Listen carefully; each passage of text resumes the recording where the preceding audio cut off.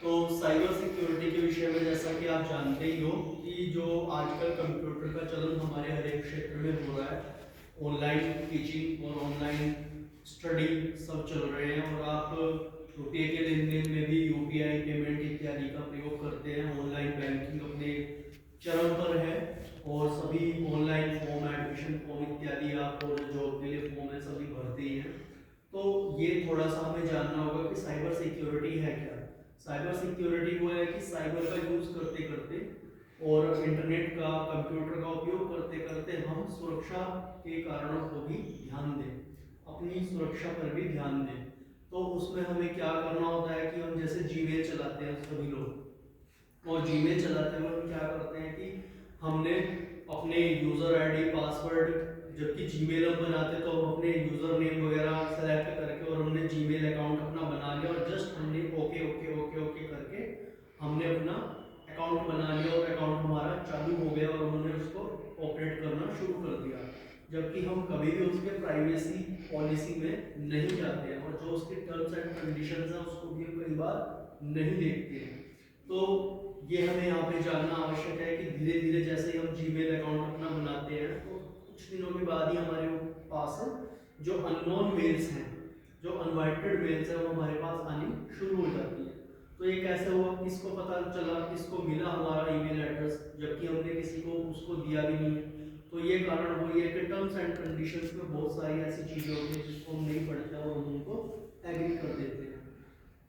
वो हमसे पूछते हैं कि आपका ईमेल एडवर्टाइजिंग के लिए प्रयोग किया जाएगा और हम उसको बिना पढ़े ही ओके कर देते हैं। और बहुत सारे बीमा, मैट्रिमोनी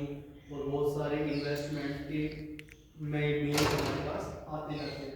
और ये हमें ध्यान रखना बहुत जरूरी है कि ईमेल के माध्यम से यदि हम किसी को कोई भी फोटो भेजते हैं, चाहे वो हमारी पर्सनल ही क्यों ना हो, तो अगर वो हमने एक बार ईमेल के माध्यम से किसी पर्टिकुलर पर्सन को भेजी तो ऐसा नहीं है कि वो हमारे को पता है या फिर उस पर्सन को पता है, वो ऑलरेडी हमारी इंटरनेट के ऊपर जा चुकी है, कोई भी उसका यूज कर सकता है। तो ये चीजें हमें जाननी जरूरी होंगी। और जो हम पेमेंट ऐप का यूज करते हैं, गूगल पे, पेटीएम और फोन पे इत्यादि का, तो बहुत सारे लोग क्या करते हैं उसको लॉग आउट नहीं करते आफ्टर द यूज। तो हमें उसको लॉग आउट करना चाहिए और एक सर्टेन टाइम के बाद हमें अपना जो पिन है वो भी चेंज करना चाहिए। तो इन चीजों को हमें ध्यान में रखना चाहिए। और उसके बाद इनको वेट करने को बोलो। और उसके बाद हमें क्या करना चाहिए कि आजकल बहुत सारे लोगों को आपको देखने में आ रहा है, आपको अवेयर ही होंगे आप, बहुत सारा हम सोशल मीडिया का प्रयोग करते हैं, है ना। फेसबुक है, लिंक्डइन है, इंस्टाग्राम है। तो उन चीज़ों का जब हम प्रयोग करते हैं तो हमें ये पता होना चाहिए कि कई बार हम अपनी अननेसेसरी इंफॉर्मेशन भी वहाँ पर डाल देते हैं जो कि ज़रूरी नहीं होती है। जैसे कि हम कहाँ जा रहे हैं, कितने दिन के लिए जा रहे हैं, हम किसके साथ जा रहे हैं, पूरी फैमिली जा रही है, 2 मेंबर जा रहे हैं, तो हम अननेसेसरी किसी को अपने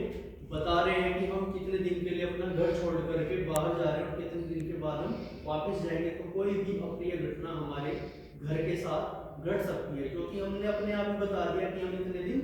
यहाँ पर नहीं है। और जहाँ पर जाकर के हम वहाँ फोटो डाल रहे हैं, मान लीजिए हम बर्फ के एरिया की फोटो डाल रहे हैं, तो लोगों को ये पता है कि आप गुलमर्ग गए हैं, है ना, तो आप बहुत दूर जा चुके हैं, ठीक है। तो आप 7 दिन के लिए गए और आप पर first day, second day, third day photo डाल रहे हैं, तो उनको ये पता है कि आप घर से बहुत दूर हैं। तो हम अपने आप ही हमारे लिए प्रॉब्लम को इन्वाइट करते हैं, तो हमें पता नहीं होता है। और बहुत सारे हम क्या करते हैं कि हम जैसे शादियों की फोटो डालते हैं, बहुत सारे प्रोग्राम्स की फोटो डालते हैं, बहुत सारे हम गीत जो घरों होते हैं उसकी फोटो डालते हैं और हमें लगता है कि हम क्या बता रहे हैं लोगों को कि देखो हम कितना एंजॉय कर रहे हैं। हमारा टारगेट यही होता है हम इसको एंजॉय कर रहे हैं, जबकि वो हमारे फोटो कहीं और कोई भी यूज कर सकता है। और जो एक बार डाल दिया हमने सोशल मीडिया के ऊपर और हमने उसको डिलीट भी कर दिया तो वास्तव में वो डिलीट नहीं हुआ है, ठीक है। हमारा एक कोर्स चल रहा है तो उसी में आजकल जो एक्सपर्ट है साइबर सिक्योरिटी के वो ये बताते हैं कि हमने जो डाला और वो हमने डिलीट कर दिया तो वास्तव में डिलीट हो तो गया हमारे लिए, लेकिन इंटरनेट पे जो एक बार चीज आ गई, जो मटेरियल आ गया, वो फिर डिलीट नहीं होता। तो ये हमें ध्यान देना है कि हम इंटरनेट पे क्या लगा रहे हैं। आजकल हमारे यहाँ बहुत सारा अपना स्टेटस लगाने हमारे यहाँ क्रेज ज़्यादा हो गया है। तो क्रेज जब ज़्यादा हो जाता है तो हमारा ये भी पता नहीं है कि जो 24 घंटे के बाद हमारा जो स्टेटस हट जाता है तो वास्तव में कहीं ना कहीं जाकर के सेव हो जाता है। तो इन चीज़ों को हमें ध्यान में रखते हुए, जबकि वो तो बताते हैं कि कोई ज़रूरत नहीं है ज़्यादा लगाने की, भाई आपने कुछ अचीवमेंट किया है, कहीं आप यूनिक प्लेस पे गए तो आप लगाइए, लेकिन कई चीज लोगों को आप देखोगे कि वो कंटिन्यू ही अपना स्टेटस लगा के रखते हैं। और बहुत सारे तो शादियों के लिए लड़की तैयार हो रही है तो अपने स्टेटस ही लगा रही है, तैयार होते टाइम पे लगा रही है और वो स्टेटस लग रहे हैं, फेसबुक पे आ रहा है और वो डिलीट हो गया, लेकिन वो ऑलवेज वहां पे पोस्ट हो चुका। तो ये, और आजकल डीप फेक आप जानते ही होगा, डीप फेक से किसी अच्छे व्यक्ति का भी फोटो कैसे बेकार किया जा सकता है, वो डीप फेक के माध्यम से ही किया जाता है। तो इन चीजों को ध्यान में रखते हुए हमें जानना चाहिए कि हमें अननेसेसरी अपने फोटोज सोशल मीडिया साइट पे नहीं जाने डालने चाहिए, क्योंकि वो बता रहे थे कि सोशल मीडिया पे भी हमारे 4-5 तरह के वो सर्वे करते हैं। फोटो जो डाल रहे हैं उससे हमारा प्लेस का सर्वे करते हैं, हमारा इंटरेस्ट,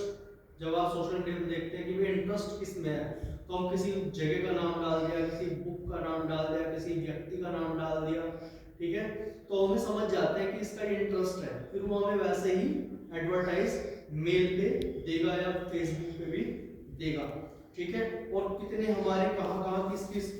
जिले में हमारे जो फ्रेंड्स हैं, फेसबुक फ्रेंड हमारे किस किस जिले में है वो भी वो देखते हैं, ठीक है। हमारे मेंबरशिप में कौन कौन है, हमारे फ्रेंड्स में कौन कौन है, हमारे म्यूचुअल फ्रेंड्स में क्या है, तो इसके लिए पूरी एक टीम लगी रहती है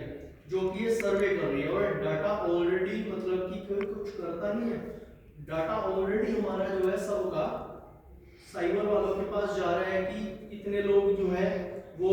देशभक्ति वाले कैटेगरी के हैं, इतने लोग जो है वो वामपंथी कैटेगरी वाले हैं, कितने लोग स्टूडेंट कैटेगरी के हैं, कितने लोग मैरिड कैटेगरी के हैं, कितने लोग जो है बच्चों को